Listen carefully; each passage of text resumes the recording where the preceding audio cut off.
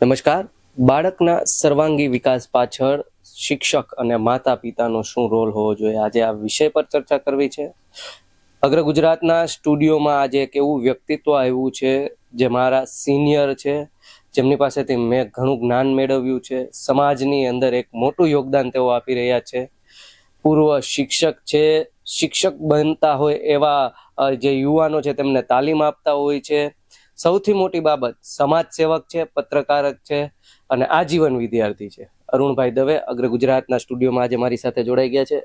અરુણભાઈ, આપની સાથે જ્યારે પણ ટોક કરવાનો મોકો મળે ત્યારે એક આનંદની લાગણી થતી હોય છે. આજે પણ એક એવો જ આપણે વિષય લીધો છે. હમણાં જ સત્ર પૂરું થશે શૈક્ષણિક અને નવું સત્ર શરૂ થશે, ત્યારે આપણે જોતા હોઈએ છીએ કે બાળકોના સર્વાંગી વિકાસ પાછળ હંમેશા શાળા શિક્ષકની જે ભૂમિકા હોય એની સાથે સાથે વાલીઓની પણ ભૂમિકા કેવી હોવી જોઈએ. તો આજે એના પર ટોક કરવી છે. શું કહેવું છે? પહેલા તો ખાસ કરીને બહુ સારો પ્રશ્ન છે. આજના યુગની અંદર ખાસ કરીને મા બાપોએ બાળકોના સર્વાંગી વિકાસમાં, એના ઉછેરમાં, એની ખોરાકની કાળજીમાં વિશેષ ધ્યાન રાખવું એટલા માટે પડે છે કારણ કે અત્યારના જે જંક ફૂડનું જે વધ્યું છે ચલણ, એની સાથે સાથે મોબાઈલનો પણ ક્રેઝ નાના બાળકોમાં વધુ જોવા મળી રહ્યું છે. ત્યારે એને શિક્ષણમાં રસ લેતો કરવો એ સૌથી અગત્યની બાબત મા બાપ માટે છે. અને શિક્ષક માટે પણ ખાસ એ અગત્યનું છે કે નાના બાળકને શાળાએ આવવું ગમે, બેસવું ગમે, રમવું ગમે, ભણવું ગમે. આવી શાળા હોય તો બાળકનો સર્વાંગી વિકાસ શક્ય બને છે. અરુણભાઈ, બાળકોમાં જે ઇતર પ્રવૃત્તિ હોય છે, આ ઇતર પ્રવૃત્તિથી એનો વિકાસ કઈ રીતના થઈ શકે છે? ખૂબ જ સારી વાત કરી. કોઈ પણ વસ્તુ છે સતત બોલ કરવાથી શિક્ષકથી બાળક કંટાળી જતું હોય છે અને નાના બાળકની અમુક મર્યાદા હોય છે, અમુક કલાકો સુધી જ એ સ્થિર બેસી શકતું હોય છે. ત્યારે એક્ટિવિટી બેઝડ લર્નિંગ, રાષ્ટ્રીય શિક્ષણ નીતિની વાત કરીએ તો તેમાં પણ એના ઉપર ભાર મૂકવામાં આવ્યો છે. એક્ટિવિટી બેઝડ લર્નિંગ એવું છે કે કોઈ પણ વિષયને એ સરળ બનાવે છે. દાખલા તરીકે રમતા રમતા તમે બાળકને શીખડાવો તો બાળક ઝડપથી શીખે છે, એને ઝડપથી યાદ પણ રહી જાય છે. તો નાની નાની જે અલગ અલગ એક્ટિવિટી છે એ કરાવવાથી ગણિત, ગુજરાતી, પર્યાવરણ, આવા ઘણા વિષયો તમે સહેલાઈથી શીખડાવી શકો છો. અને શિક્ષણની અંદર તમામ જે પદ્ધતિઓ છે એમાં એક્ટિવિટી બેઝડ લર્નિંગ છે એ સૌથી અગત્યની બાબત છે.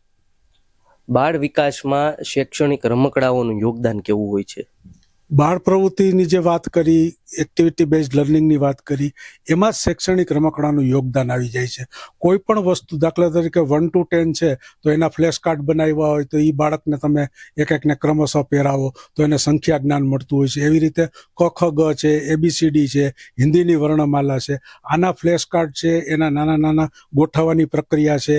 તો તમે ઢગલો કરીને રાખી દો, એમાંથી ક લાવ, ગ લાવ, તો બાળક એમાંથી શોધી અને લાવે છે. તો આ રમકડું છે એક જાતનું એક શિક્ષકની ભૂમિકા ભજવતું હોય છે અને એને કારણે બાળકને એટલું સ્પીડી યાદ રહી જતું હોય છે કે જેથી બાળક ઝડપથી શીખી શકે છે, એને ભાર નથી લાગતો, એને નવી નવી પ્રવૃત્તિમાં જોડાવામાં, નવા નવા રમકડા બનાવવામાં અને બહુ ઓછા ખર્ચાળમાં રમકડા થઈ જતા હોય છે. દાખલા તરીકે એક ઉદાહરણ આપીશ કે કાના માત્રા વગરના તમારે શબ્દો શીખડાવવા છે તો બાળકને કહેવાનું કે ભાઈ મહેશ તું ક લાવ, રાજુ તું મ લાવ, તું અડ લાવ. તો ત્રણેય બાળકને ઊભા રાખો, ગળામાં તમે પહેરાવી દો તો ક મ ડ, તો એને એ શબ્દ એને આવડી જાય છે. તો ઝડપથી ગુજરાતી શીખે છે. અને દરેક મા બાપને, અગ્ર ગુજરાતના જે લોકો મને સાંભળી રહ્યા છે, તમામ દર્શક મિત્રોને પણ હું કહીશ કે તમારા બાળકનો સર્વાંગી વિકાસ 100% સફળ બનાવવું હોય તો એને ગુજરાતીમાં જ ભણાવજો, ગુજરાતીમાં જ ભણાવજો. કારણ કે જો એને ગુજરાતી આવડશે તો એને હિન્દી અને અંગ્રેજી આપોઆપી મોટો થશે, એટલે 100% આવડી જશે. બાળકના સર્વાંગી વિકાસમાં આજે ક્યાંક મોબાઈલનું જે વણગણ છે અથવા તો મોબાઈલનું એડિક્શન છે એ ક્યાંક બાધારૂપ બનતું જાય છે. શું કેવું છે? ઘરોની અંદર આપણે જોઈએ છીએ કે બાળક ફોન લઈને બેઠા હોય છે, સતત એમાં જ મથ્યા રાખે છે. આ વળગર કયો, એડિક્શન કયો, હવે આની પર પગલાં કેવા લેવા જોઈએ? શું કેવું છે? હમણાં જ એક અખબારમાં ન્યૂઝ આવ્યા હતા કે 1 વર્ષની અંદર લગભગ 8 થી 10,000 બાળકો આંખની સમસ્યાવાળા હતા. તો આમાં વાક શિક્ષક કરતાં મા બાપનો જાજો છે. કારણ કે કોઈ મહેમાન આવે ત્યારે ગમે ત્યારે બાળક વચ્ચે ન આવે, ડિસ્ટર્બ ન કરે, એટલા માટે એને મોબાઈલ પકડાવી દેવામાં આવે છે. અને સૌથી અગત્યની ચાઇલ્ડ સાયકોલોજી તરીકે મેં ઘણા વર્ષ કામ કર્યું, બાળક જોઈને વધુ શીખતો હોય છે. એટલે દાખલા તરીકે મા બાપના હાથમાં સતત મોબાઈલ ને આવું બધું હોય તો બાળક જોઈને શીખે છે અને એને કારણે પણ એનું એને એડિક્શન થઈ જતું હોય છે. પણ તો ખાસ એને આપણે પુસ્તકની અંદર રસ લેતો કરીએ, અલગ અલગ એને એક્ટિવિટી આપીએ તો બાળકનું ધ્યાન એમાં એ તરફ વળતું હોય છે અને એને કારણે આમાં ઓછું છે. અને આજના મા બાપની સૌથી મોટી સમસ્યા છે કે બાળક જ્યારે જમે છે ત્યારે પણ સામે મોબાઈલ રાખી અને જમતો હોય છે. તો ઘણા બધા દૂષણો છે અને આવનારી જે પેઢી છે એનું આપણે જાળવણી કરવી જ પડશે અત્યારથી જ, નકર તો આગામી દિવસો બહુ કપરા આવશે. આજે પણ નાના નાના બાળકોને તમે ચશ્મા જોઈ રહ્યા છો, તો સ્ક્રીન ટાઈમ ઓછામાં ઓછો, એવું નથી કહેતો કે 100% એને ન જ આપો, કારણ કે મોબાઈલને કારણે ઘણું બધું એને આવડતું હોય છે અને એને કારણે એ કોમ્પ્યુટર ઝડપથી શીખી જતું હોય છે. તો એ ઘણા ફાયદા છે, એની સામે ગેરફાયદા વધુ હોવાથી મા બાપે થોડીક એક ચેતવણી રૂપ આ મારો સંદેશ છે. બાળકોનું મૂલ્યાંકન કેવી રીતના કરવું?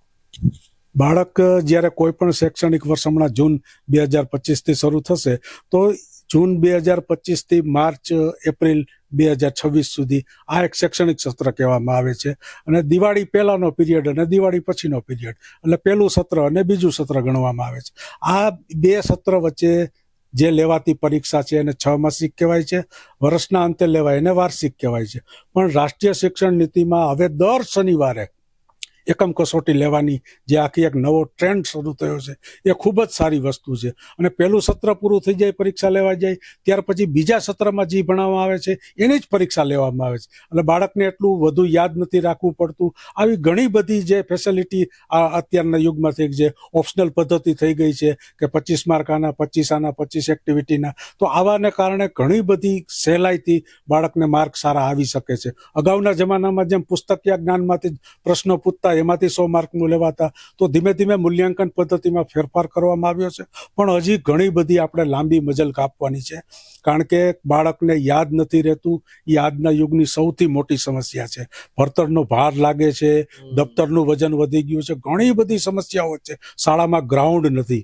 આજની તારીખે દર્શક મિત્રો તમે જોયું હશે, તમારું સંતાન ભણતું હશે, એ શાળામાં ગ્રાઉન્ડ નહીં હોય. ભલે એસી હશે, ભૌતિક સુવિધા, સ્માર્ટ બોર્ડ બધું જ હશે, પણ અહીંયા ગ્રાઉન્ડ છે, જે શારીરિક શક્તિ બાળકની જે ખીલવણી હોય એ નથી હોતી. તો ઘણા બધા મુશ્કેલીઓ વચ્ચે આજનું બાળક શિક્ષણ લઈ રહ્યું છે. ત્યારે એની મૂલ્યાંકન પદ્ધતિમાં બાળકને મા બાપે ઘરે પણ એનું મૂલ્યાંકન કરતું રહેવું પડશે.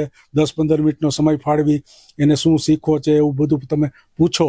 સાથોસાથ એનો શિક્ષક પણ એનું મૂલ્યાંકન કરતા હોય છે.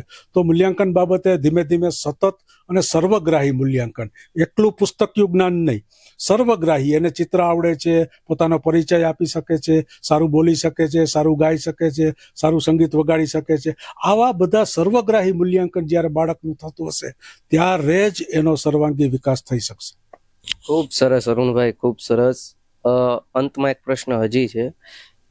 ભાર વગરનું ભણતર આપણે કહીએ છીએ, છતાં બાળકોને ભણતરનું ભાર લાગી રહ્યું છે. ખૂબ જ સારી વાત કરી. અગાઉ મારા જમાનામાં હું જ્યારે 1980માં શિક્ષક તરીકે જોડાયો, ત્યારે જે પુસ્તકો હતા એ બહુ સીમિત હતા અને એકદમ સિમ્પલ નાનકડી થેલીમાં બાળક દફતર લઈ અને શાળાએ આવતો હતો. પણ જેમ જેમ આપણે વિકાસ કરતા ગયા એમ દફતરનું વજન વધતું ગયું. આજે એટલા બધા ચોપડા હોય છે અને ખરેખર તો ગુજરાત રાજ્ય પાઠ્યપુસ્તક મંડળ છે, પુસ્તકોનું જે મંડળ છે, એના માન્ય પુસ્તકો જ શાળામાં ચલાવવાના હોય છે અને એ સરકારી એક નિયમ છે. આજે તમે ખાનગી શાળાઓની અંદર જુઓ તો એટલા બધા પુસ્તકો હોય છે, અલગ અલગ એના એક્ટિવિટીના પુસ્તકો લેવડાવે છે. જ્યારે સરકારી શાળામાં અંદર જાઓ તો ગણિત, વિજ્ઞાન, અંગ્રેજી, જે સિલેબસમાં જે 7 પુસ્તકો આપ્યા છે એ જ પુસ્તકો હોય છે. તો સરકારી શાળાના બાળકનું વજન, દફતરનું વજન ઓછું હોય છે, ખાનગી શાળાનું વધારે હોય છે, કારણ કે અહીંયા બીજા ઇતર જે પુસ્તકોની માંગ કરે છે અને એ લેવડાવે છે. તો એની સાથે ભલે બાળકનો વિકાસ થતો હશે, પણ બાળકને ઘરેથી બસમાં બેસવાની, બસથી ઉતરી વર્ગખંડમાં પગથિયા ચડવાના, ત્યારે એનો જે ભાર લાગે છે ને ત્યારે બાળકને ઘણીવાર કેળના દુખાવાના આવું બધું થઈ જતું હોય છે. તો મારી મા બાપને પણ વિનંતી છે, શાળા સંચાલકોને વિનંતી, સરકારને પણ વિનંતી છે કે આપ બાળકનો દફતરનો ભાર ઓછો કરો, સાથોસાથ શિક્ષણ એવું રસમય બનાવો કે બાળક છે એ પોતે ભણતો થાય. શિક્ષણમાં ક્યારેય બાળકને ભણાવવાનો હોતો જ નથી, એને ભણતો કરવાનો હોય છે અને એ કામ શિક્ષકનું છે. તો સરકારના શિક્ષણ વિભાગ સાથે તમામ લોકોએ આ નાનકડા જે ટેણિયાઓ છે એના સર્વાંગી વિકાસ માટે આજે જે અગ્ર ગુજરાતે આ સુંદર જે વિષય પસંદ કર્યો છે, એ ખરેખર દરેક મને જે જોઈ રહ્યા છે મા બાપો, એ પણ સતત ચિંતા અને ચિંતન કરજો, કારણ કે તમારું બાળક છે એ ભાવિ નાગરિક છે. તમે હો કે ન હો, પણ બાળક છે એ સમાજની અંદર એક શ્રેષ્ઠ નાગરિક બને, એ સૌથી અગત્યની બાબત છે. અને જે દેશનું શિક્ષણ સારું હશે એ જ દેશનો સંપૂર્ણ વિકાસ થઈ શકશે. શું ઉમદા વાત કરી છે અરુણભાઈએ કે શિક્ષણમાં શિક્ષકની અંદર રસમય શિક્ષણ બનાવો તો બાળક એની તરફ વળશે. અને ખરેખર આ વાસ્તવિકતા છે. ભાર વગરનું ભણતર આપણે કહીએ છીએ, પણ ખરેખર હવે બાળકોને આ ભણતરની અંદર ભાર ઓછો થાય એ પ્રકારના પગલાં લેવા જરૂરી છે. ફરી મળીશું આવા જ એક વિષય સાથે, આવા જ એક સુંદર વ્યક્તિત્વ સાથે. ત્યાં સુધી મને આપો રજા. જોતા રહો અગ્ર ગુજરાત.